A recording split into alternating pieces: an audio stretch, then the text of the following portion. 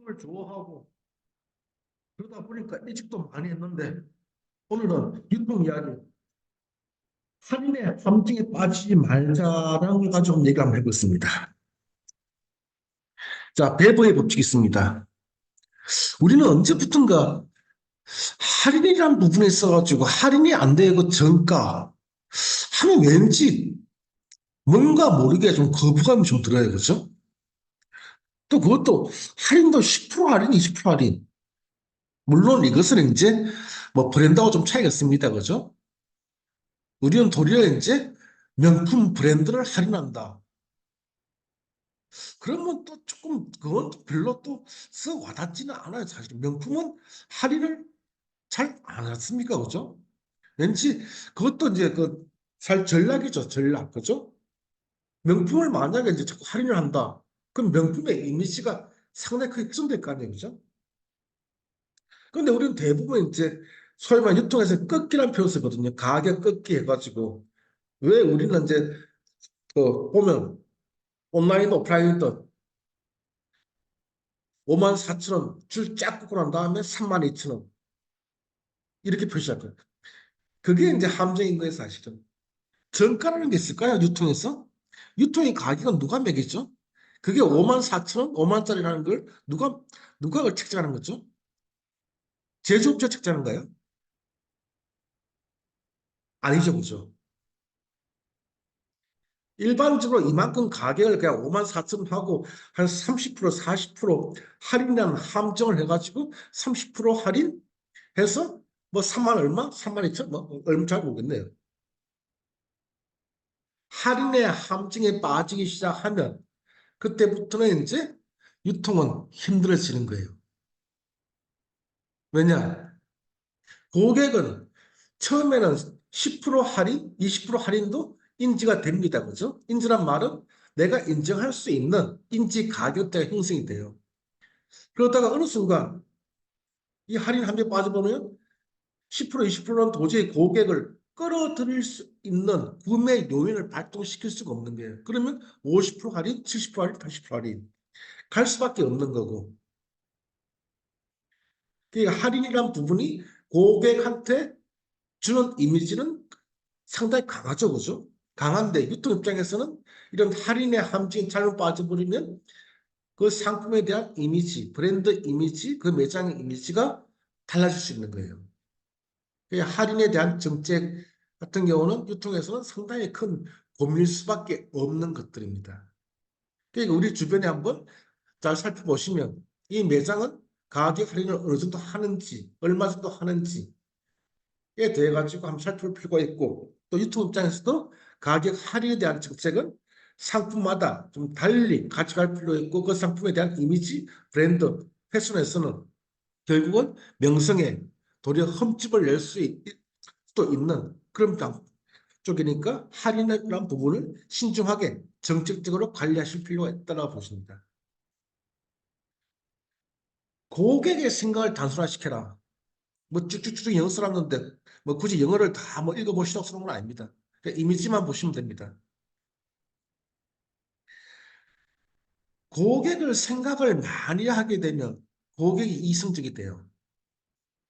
일례로 어린애가 엄마한테 엄마 나 저거 사줘 저거 사줘 저거 사줘 하면 엄마들은 보통 하는 말이 그거죠. 그죠? 아, 지금 바빠. 내가 시간 있을 때 보고 사줄게. 라는 말을 어떤 상품이든 대부분 그렇게 일차적으로 말해요. 그죠? 어떤 엄마가 알아서 사줄게. 라고 선뜻 말하는 엄마는 거의 없습니다. 그런데 이제 이게 이제 오늘 마케팅 관점에서 본다했을 때는 고객을 정신 차리지 못하게 해라. 고객이 이성적이면 안 된다. 고객을 생각하게 만들면 안 된다. 왜냐? 고객을 생각하게 만들고 이성적으로 합리적으로 만들면 비교 평가가 들어가요.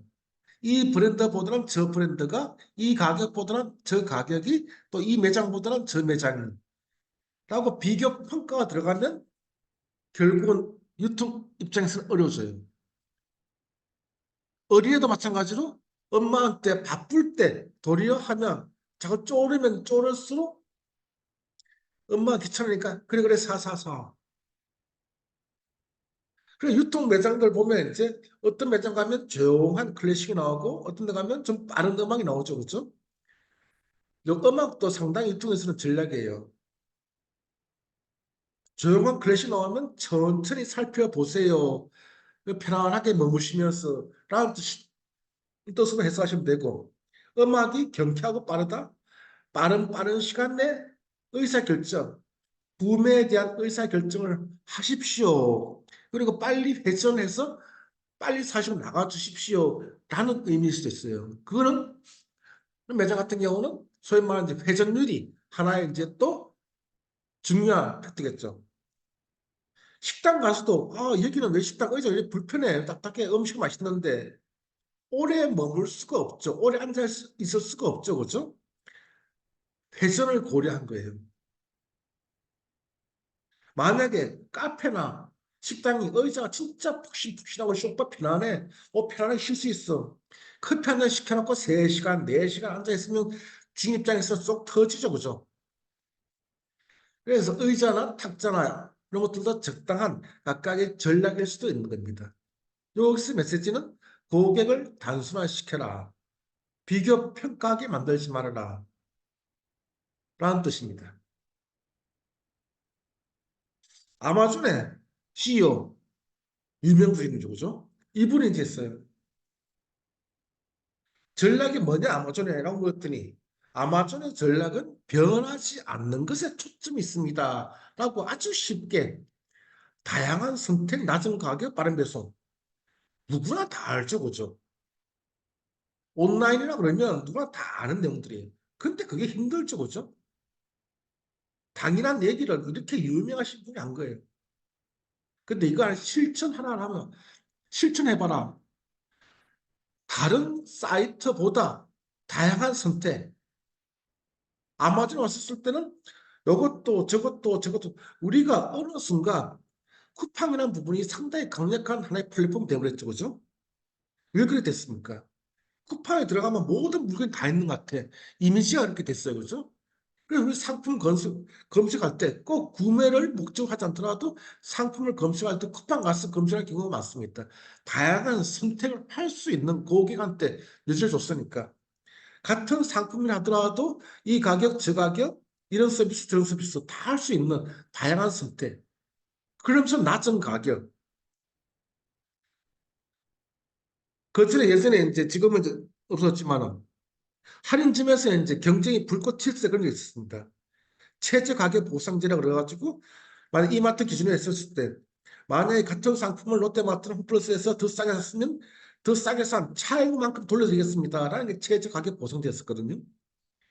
어디보다 싸게 최소한 그렇다고 모든 상품 다 싸게 파는 거 아니에요. 소위 말하는 이제 고객이 가장 탑으로 생각하는 500가지, 1000가지 상품, 생필품이라든지 기타 특정 상품에 대해서만큼은 가장 낮은 가격. 그러면서 가장 빠른 배송. 이게 참 우리가 빅데이터 시대가 되면서 이제 상당히 이제 그 데이터 고객 분석이 들어갔습니다. 그죠? 우리 집이 이제 일산 대하마을인데 내일 일산 대하마을에 우유를 배달시키는 사람이 몇 명일까? 라는 것들도 빅데이터를 통해서 분석된다 그러면 그럼 일산의 가장 근처에 있는 물류센터에 그만큼의 우유를 배치시켜 놓는다 그러면 가장 빠르게 배송시킬 수 있다는 거죠. 예, 소위 말하는 고객의 사전에 수요를 예측해서 고객의 가장 근접 거리에다가 상품을 전지 배치시켜 두는 거죠. 그 빅데이터 분석으로 가능해집니다. 왜냐? 상당히 고객은 주기성을 가지고 있고 규칙성을 가지고 있다는 거예요. 고객은 참 착하다라는 것들을 저는 이마트에서 데이터 분석하면서 CRM 하면서 많이 경험을 해봤습니다. 해보니까 고객은 어떤 시기에 어떤 상품을 언제 누가 시킬 것인가라는 것들에 있어서 예측이 가능해지더라 이거예요. 네, 그렇게 함으로 인해 가지고 좀 더 빠른, 좀 더 나은 서비스를 할 수 있고 그리고 또 고객이 선택하는 상품 보면 이 고객이 지금 애가 몇 명이고 애가 나이대가 어떻게 되겠구나. 이 사람은 결혼한 지가 얼마 안 됐구나. 좀 신혼부부구나. 상품에 대한 속성, 고객에 대한 속성을 분석해 보면 또 그 사람의 라이프 스타일, 또 라이프 스테이지를 추정할 수 있는 상당히 디테일한 전략까지 수립할 수 있는 게 바로 유통이다라고 생각됩니다. 예, 감사합니다. 오늘 여기 마치겠습니다. 구독 눌러주십시오. 고맙습니다.